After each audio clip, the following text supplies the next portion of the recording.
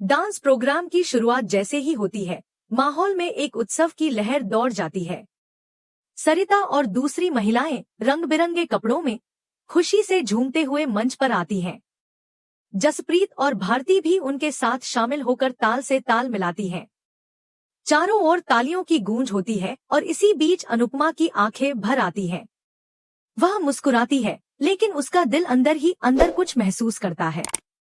उसे पता चलता है कि सरिता का एक सपना था, डांसर बनने का, जिसे उसने शादी और परिवार की जिम्मेदारियों के कारण छोड़ दिया था। यह सुनकर अनुपमा का दिल भर आता है, जैसे किसी ने उसके पुराने घावों को फिर से कुरेद दिया हो। सरिता की कहानी मानो उसकी खुद की कहानी बन जाती है। डांस खत्म होता है, लेकिन अनुपमा के दिल में एक नया सवाल उठ खड़ा होता है। क्या हर औरत को अपने सपनों की कीमत चुकानी पड़ती है?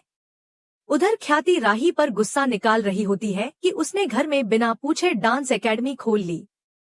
पराग यह सुनकर चुप नहीं रहता और ख्याति से सवाल करता है कि राही के हर फैसले से उसे क्यों समस्या है।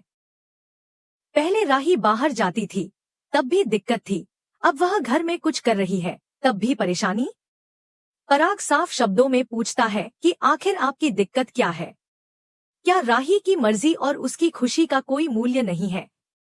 ख्याति जवाब देती है कि बहू को हर काम अपनी सास से पूछकर करना चाहिए।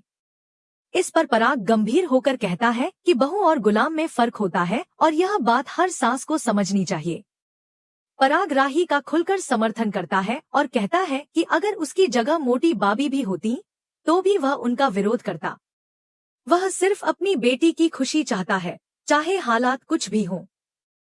तभी माही बीच में बोल पड़ती है कि अगर हर कोई ऐसे ही घर में आता जाता रहेगा तो उनकी प्राइवेसी का क्या होगा। प्रेम माही को समझाता है कि वे इतने भी बेवकूफ नहीं हैं। उन्होंने पहले ही स्टूडेंट्स के लिए एक अलग एंट्रेंस बना रखा है। ख्याति गुस्से में कहती है कि ये सारी बातें आप मोटी बा को जाकर समझाइए और वहां से चली जाती है।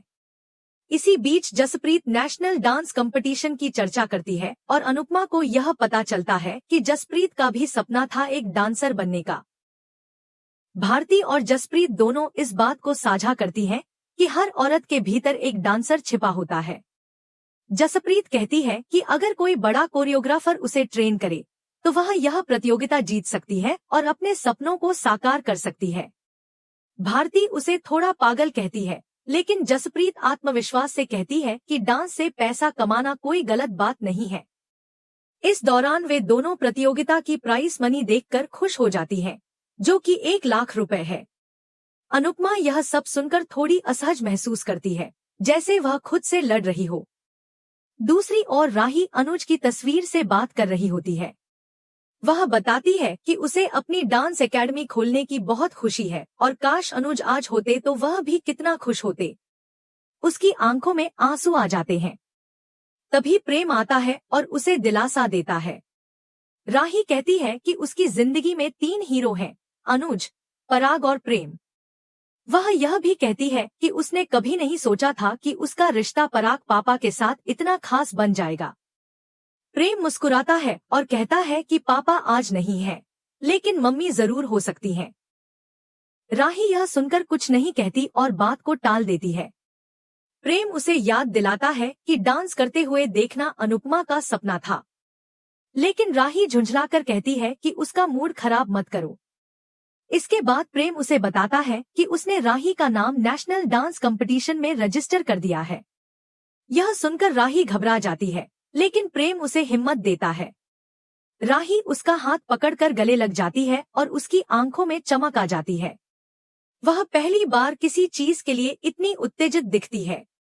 उधर अनुपमा अकेले में डांस कर रही होती है। वह खुलकर नाचती है, जैसे सालों से अपने भीतर दबी ऊर्जा को बाहर निकाल रही हो। तभी मनोहर जी उसे देख लेते हैं और तारीफ करते हैं कि तुम तो इस प्रतियोगिता को जरूर जीतोगी। अनुपमा उनके शब्दों से और भी जोश में आ जाती है और अपना डांस जारी रखती है।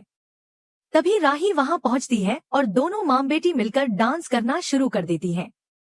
दोनों का तालमेल और भाव एकदम गजब होता है, जैसे उनके बीच कोई पुरानी रंजिश नहीं, सिर्फ रचनात्मकता बची हो। लेकिन डांस खत्म होते ही राही कुछ ऐसा कहती है जो अनुपमा को भीतर तक झकझोर देता है। आपने डांस में बहुत बार जीत हासिल की है, लेकिन रिश्तों में हमेशा हार गई हैं। आप लूजर हैं, क्योंकि आपने कभी जिंदगी नहीं जीती। यह सुनते ही अनुपमा चौंक कर आंखें खोलती है। वह सपना देख रही थी। वह घबरा जाती है, उसकी सांसें तेज चलने लगती हैं, और वह सोचती है कि आखिर इस सपने का मतलब क्या हो सकता है। क्यों राही उसे उसके रिश्तों की असफलता का आईना दिखा रही थी? उधर राही तय करती है कि वह जल्दी जल्दी सारा काम खत्म कर देगी ताकि किसी को कोई शिकायत का मौका न मिले। वह भगवान का भोग बनाने जा रही होती है, तभी देखती है कि मोटी बा पहले ही भोग बना चुकी है। राही पूछती है तो मोटी बा ताना मारती है, मानो हर बात में उसे नीचा दिखाने का कोई मौका न छोड़े। राही की आंखों में फिर से वही पीड़ा झलकती है, जो हर बार उसे तब होती है जब उसके अच्छे काम को भी शक की निगाहों से देखा जाता है। मोटी बा ख्याति और मीता के साथ कमरे की ओर बढ़ने लगती है, लेकिन जाते जाते वह तीखे शब्दों का तीर छोड़ती है। सास कभी रिटायर नहीं होती, वह बस गृहस्थी की जिम्मेदारी बहू को सौंपती है, लेकिन आज से हम यह जिम्मेदारी भी तुमसे वापस ले रहे हैं। अब तुम्हारा जो मन करे वह करो। ख्याति तुरंत बोल पड़ती है कि उन्होंने नॉइस कैंसलेशन वाले ईयरफोन मंगवा लिए हैं, ताकि नाच गाने के शोर से परेशान न हो।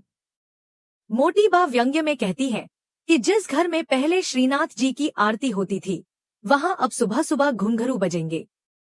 ख्याति अपनी चुपती बात कहने से नहीं चूकती। माँ ने इस घर की खुशियां उजाड़ दी, और अब बेटी इसकी शांति भी छीन रही है। यह सुनकर राही का चेहरा मुरझा जाता है। उसकी आंखों में अपने लिए तिरस्कार देखकर वह खुद को असहाय महसूस करती है। तभी प्रेम आता है और उसे दिलासा देता है कि उसे सिर्फ अपने डांस पर ध्यान देना चाहिए, किसी की बातों से घबराना नहीं चाहिए। यह देखकर माही के मन में ईर्ष्या की लहर दौड़ जाती है, लेकिन वह चुपचाप देखती रहती है।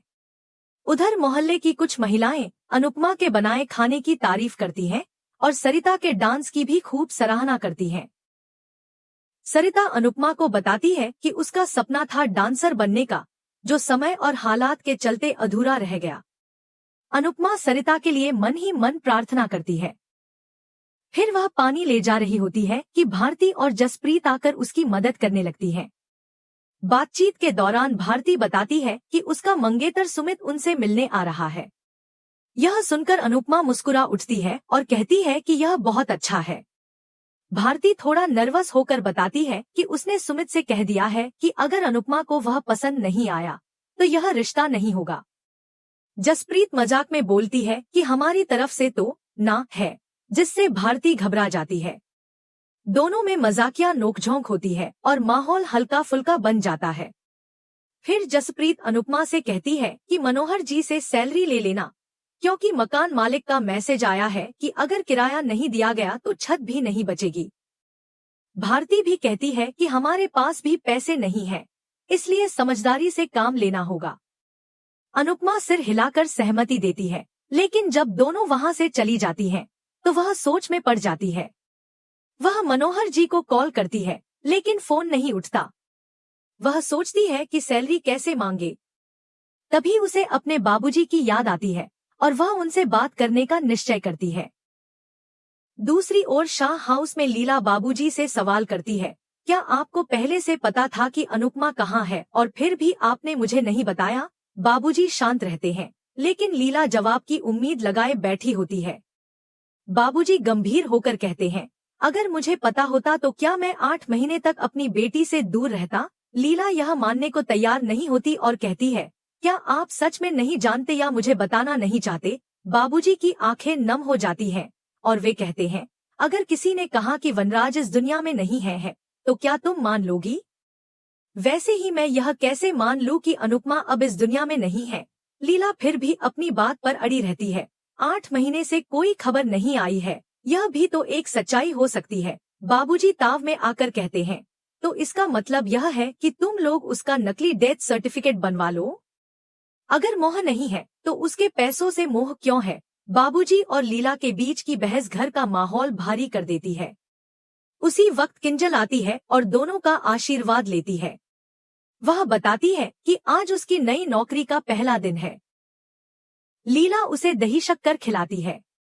किंजल मुस्कुराकर कहती है, मम्मी जहाँ भी हैं, वो जरूर हमारे लिए प्रार्थना कर रही होंगी। तभी घर का फोन बजता है। बाबूजी फोन उठाते हैं और दूसरी ओर अनुपमा होती है।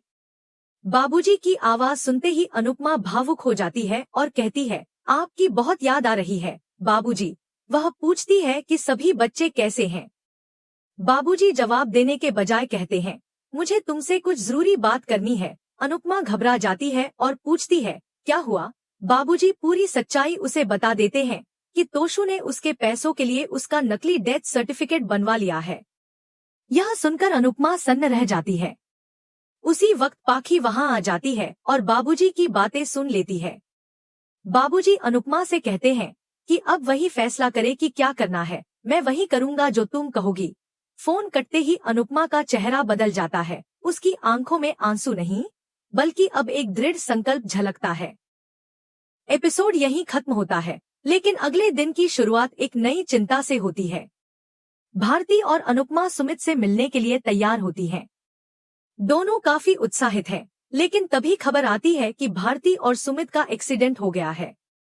हॉस्पिटल में जब अनुपमा और जसप्रीत पहुंचती हैं, तो रिसेप्शनिस्ट उन्हें 500 रुपए जमा करने को कहती है। दोनों चौंक जाती हैं, क्योंकि उनके पास पैसे नहीं होते। अनुपमा के चेहरे पर चिंता की लकीरें उभर आती हैं और जसप्रीत भी घबराई हुई नजर आती है। यह पल एक बार फिर उन्हें उन कठिनाइयों की याद दिलाता है जिनसे वे जूझ रही हैं, न सिर्फ अपने सपनों को सहेजने के लिए बल्कि रिश्तों को भी संभालने के लिए। वहीं राही भी अब अपने मन की उलझनों से जूझ रही होती है।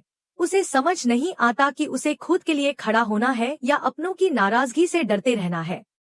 लेकिन वक्त ने जैसे सबको एक मोड़ पर लाकर खड़ा कर दिया है, जहां अब फैसला जरूरी है, खुद के लिए, अपने सपनों के लिए और अपने अस्तित्व के लिए।